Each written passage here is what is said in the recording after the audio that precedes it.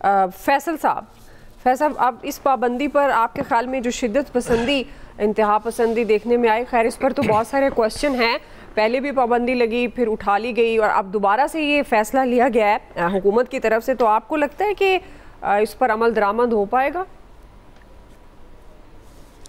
देखिए, शिद्दत पसंदी चाहे वो सियासी हो, गैर सियासी हो, मजहबी हो, गैर मजहबी हो, वो नहीं होनी चाहिए। उस पर जो है पाबंदी लगानी चाहिए। टीएलपी ने एक तशद्दुद का रास्ता किया, इख्तियार किया, इस पर आपने पाबंदी लगा दी, ये दुरुस्त फैसला किया। इसके माजी में भी टीएलपी के हवाले से ये चीज़ें आती रहीं कि उसके हवाले से उसने तशद्दुद का रास्ता इख्तियार किया। लेकिन इस चीज़ को आप समझें कि जिस तरह आप अपने इस अमल की जो ब्रांडिंग और मार्केटिंग कर रहे हैं, ये माशरे में कहीं मज़ीद इंतशार का, मज़ीद जो है वो तशद्दुद का, मज़ीद शिद्दत पसंदी का तो ज़रिया नहीं बनेगा। इस बात को समझें कि हमारा मुल्क बहुत सारे फ़िरका वाराना मसाइल में जकड़ा हुआ है। एक बहुत बड़ा स्कूल ऑफ थॉट है जो टीएलपी को फॉलो करता है, और हमारे यहाँ जो तकलीद होती है, जो फॉलोइंग होती है, वो अंधी होती है। अंधी फॉलोइंग में वो फिर हम अपने वाले पार्टी के, अपने हम ख्याल के हम ऐप नहीं देखते हैं। ये हमारे माशरे का एक अलमिया है, ये कल्चर है, ये रीत है। अब अच्छी है बुरी है, यही है। वो एक बहुत बड़ा स्कूल ऑफ थॉट इसको फॉलो करता है। आप एक सिंगल कॉलम टिकर भी चला देते ना, सुबह से आपने एक माहौल बनाया हुआ है, प्रेस कॉन्फ्रेंस से करना, वीडियोस दिखाना, ये करना, इसकी ज़रूरत क्या थी? पाबंदी लगा देते।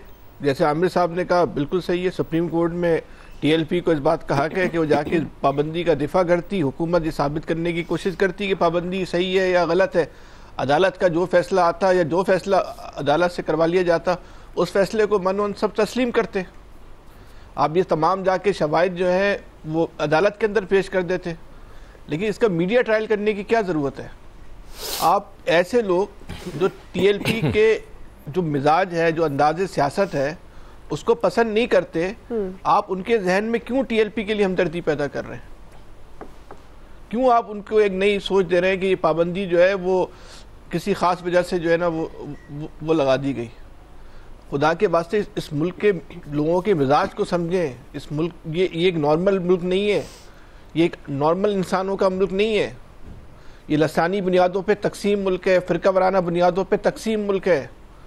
आप सोचा करें कि जब कोई आप फैसला करते हैं तो उसका क्या इम्पैक्ट आता है। कोई भी इंसान जो है ना इस बात की हिमायत तो नहीं करेगा ना, जो टीएलपी का रवैया था जी बिल्कुल, या जो अंदाजे सियासत था, सब उसको नापसंद करेंगे। लेकिन जब उसको आप मजहबी रंग में लेकर आएंगे और फिर आपके कुछ लोग उसको ज़रूरत से ज़्यादा उसको बढ़ावा देने की कोशिश करेंगे, तो उसका इम्पैक्ट गलत जाता है, उसका तासुर गलत जाता है। तो ये कुछ हुकूमत कर रही है, हुकूमत एक सही काम भी अगर कर रही है तो वो जिस अंदाज में कर रही है उसका वो सही काम भी जो है वो उसके गले की हड्डी बन जाएगा। तो बेहतर यही है कि आपने पाबंदी लगा दी, बहुत अच्छा काम किया, लेकिन जिस हद तक जाके आप इसकी अपने समल की मार्केटिंग और ब्रांडिंग कर रहे हैं, ये काम ना करें आप। ये काम आपको नुकसान पहुँचाएगा, आपको सियासी तौर पे नुकसान पहुँचाएगा। वो अपनी जगह है, वो पहुँचाए या नहीं पहुँचाए वो तो आपका और सियासी नुकसान और फ़ायदे का मामला है ना, वो तो आप खुद निपटिएगा। लेकिन जो माशरे के अंदर आपका ये अमल जो है वो एक नई शिद्दत पसंदी को जन्म देने की कोशिश करेगा, वो उसके असरात पूरी रियासत पे पड़ेंगे, पूरे मुल्क पे पड़ेंगे। तो ये काम ना करें, थोड़ी दानिशमंदी का मुजाहरा करें। इतने पुराने आप सियासी लोग हैं, एक सियासी जमात का अवाम की नफ्स पे हाथ होता है। तो ये देखें कि आपका ये अमल जो है वो माशरे के अंदर किस हवाले से जो है वो क्या क्या असरात का जो है मुर्तकिब हो सकता है। सही। और फिर अपने इतराफ़ के लोगों को भी देखें कि वो इसी टीएलपी के बारे में जो है वो क्या क्या गुफ्तगू करते रहें। बाहर नहीं जाएं, आप अपने फैमिली के लोगों को देखें कि आपकी फैमिली के लोग जो है वो इस टीएलपी के लिए जो है किन ख्यालात का जो है वो इज़हार करते रहें। ठीक जी, शकील अंजुम साहब। देखिए दुआ, इससे पहले भी मजहबी, कौम परस्त और सियासी जमातों पर हुकूमत पाकिस्तान पाबंदी आयद करती रही है, तो वो नाम बदल कर दोबारा रजिस्टर्ड हो जाते हैं या काम करना शुरू कर देते हैं, सियासी जमातें हों, मजहबी जमातें हों।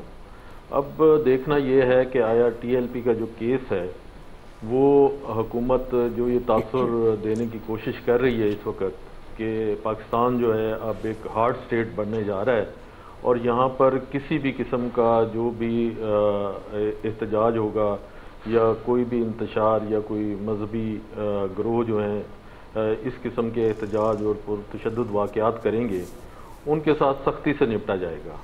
तो आया देखना यह है कि जिस तरीके से पहले भी पाबंदी आयद की गई और उसके बाद 7 माह बाद ही पाबंदी को जो है उठा लिया गया, तो इस मर्तबा क्या आया स्टेट वाकई ही जो इस किस्म के लोग हैं उनके साथ वाकई हार्ड स्टेट वाला जो है वो किरदार अदा करेगी या फिर मसलियत का शिकार होगी? चले, और फिर मैं शकील अंजुम साहब लिया जाएगा या फिर उन्हें कोई नाम, माज़रत मैं आपकी तरफ आपका पॉइंट ऑफ व्यू दोबारा लूंगी। अभी क्विकली एक छोटी सी ब्रेक लेते हैं नाज़रीन, ब्रेक के बाद हम वापस आएंगे और यहीं से कंटिन्यू करेंगे।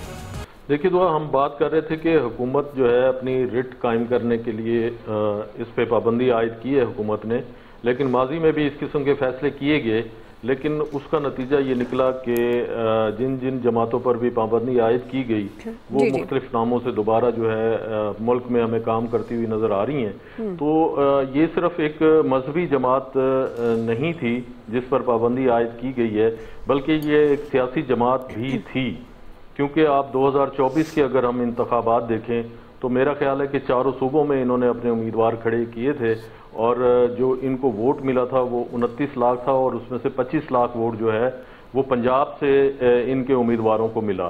तो आप ये देखें कि इतनी बड़ी तादाद है और लोगों की जो इनके साथ इस वक्त जुड़ी हुई है और हुकूमत की जानिब से पाबंदी का फैसला बिल्कुल ठीक है और ये पुरतशद्दुद वाक़यात में माजी में भी मुलविस रही है और हालिया जो वाक़या हुआ है उसमें भी एक इंस्पेक्टर शहीद हुए, राहगीर शहीद हुए, लेकिन उसका जो इनकी तरफ से मौक़िफ़ आया कि पुलिस ने फायरिंग करके इनके लोगों को मारा है या कत्ल किया है, उस पर मेरा ये ख्याल है कि हुकूमत जो है वो सही बयानियाँ नहीं बना सकी उस वक्त भी, क्योंकि बहुत सारे लोगों ने हमसे सवालात किए कि आप जो है टीवी पे वो दूसरा रुख नहीं दिखा रहे। तो इसलिए हुकूमत को चाहिए कि अपना बयानिया भी वो सही बनाए ताकि लोगों तक सही इन्फॉर्मेशन जाए और इस तंजीम का सही चेहरा जो है वो लोगों के सामने आना चाहिए।